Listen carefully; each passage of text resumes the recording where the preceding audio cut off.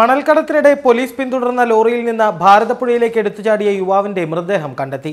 ചമ്രവട്ടം പാലത്തിൽ നിന്ന് താഴേക്കെടുത്തു ചാടിയ 2 യുവാക്കളിൽ ഒരാൾ ഇന്നലെ രക്ഷപ്പെട്ടിരുന്നു. സംഭവത്തിൽ പോലീസിനെതിരെ രൂക്ഷമായ പ്രതിഷേധത്തിലാണ് നാട്ടുകാർ. തവനൂർ അതളൂർ സ്വദേശി പുളിക്കൽ മൻസൂറിന്റെ മൃതദേഹമാണ് ഇന്ന് രാവിലെ പുറത്തൂർ തീരത്ത് വെച്ച് കണ്ടെത്തിയത്.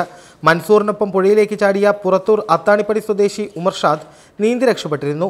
പ്രദേശത്തെ മത്സ്യത്തൊഴിലാളികളാണ് മൃതദേഹം കണ്ടെത്തിയത്.